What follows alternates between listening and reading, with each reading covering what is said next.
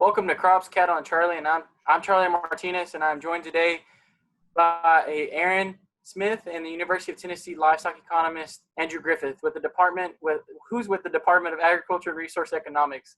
Today, Dr. Griffith is going to be demonstrating the CFAP calculator for livestock producers. If you would, Dr. Griffith. Thank you, Charlie. So I'm going to go through mainly a beef cattle screen share here and go through the example. But Dr. Martinez and Dr. Smith and I and Dr. Pendrum, Charlie and Aaron pulled the heavy weight on this, but put together this calculator for livestock and crop producers and dairy producers. And so I'm just going to go through a quick beef cattle scenario. Kind of think of it, realizing that we have a lot of cow-calf producers, we have some stocker background producers, we have some people that have cow in the feedlot. But let's just think of an example where we have a cow-calf producer with maybe 100 cows, and they're probably spring calving cows. Let's call it January, February cows, and they might market their cattle as yearling cattle in January as well. So they're marketing late January, early February yearling type cattle, and that's what we'll be working with. So there's two different parts to this payment that is going to come through the Coronavirus Food Assistance Program, and one of those is for any animals that were marketed from January 15th through April 15th of 2020, and then there's a second payment rate for animals that were on farm or inventory from April 16th to May 14th. So you can choose your highest inventory in that time period and receive a payment. So if we just think of it from the guy that has 100 cows to start with, and he probably, if he's a spring calving herd, he probably culled cows in the fall. So he probably didn't have any mature cows to sell this spring. So there won't be anything there.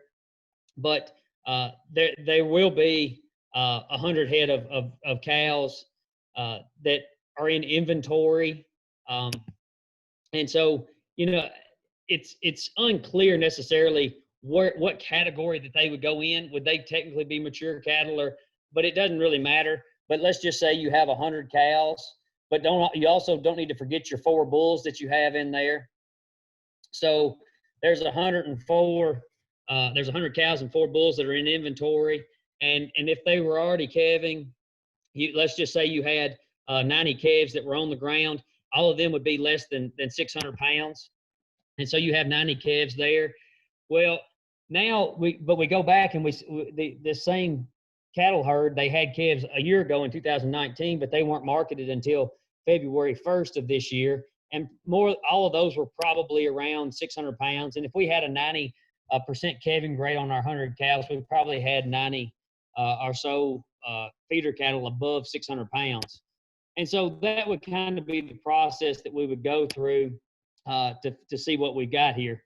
And so with that, we can see where we're going to have a total payment of nearly $19,000 just on those animals alone. And that's not insignificant. Now, what's kind of unique about this is that we have there are producers in our state that feed silage, and for beef cattle herds, they're primarily in the dairy sector that silage is going to be there, but we do have producers that feed silage, and there's also payment for silage in this program. And so we'll just act like we had 200 tons of corn silage in stock come February or whenever it was, or January 15th. And so we have an additional payment of nearly a little over $530 there for our operation. And so when we go back, we can go back and we can see that the way this worksheet is set up, number one, it's important to select the number of owners that are part of this operation. And since we hadn't selected that yet, we have this red error box. And we're just going to assume that we're a one-owner business, which means we can have a maximum allowed payment in this program of $250,000. the total payment that we would be receiving based off of our 100 cow herd with our calves, our bulls, and then the cattle that we sold back in February, we'd be right at a little over $19,000. But the initial payment is capped at 80% of that total payment, which is going to be $15,555. And it's not guaranteed that we're going to receive the $3,888, the last 20%, because they want to make sure they have money to go around.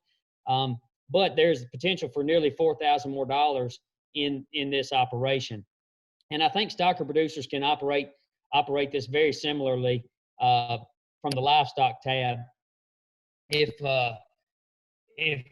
we go back and we think about people that are constantly buying and selling cattle, there will probably be a lot of stocker producers that sold several loads of cattle between January 15th and April 15th.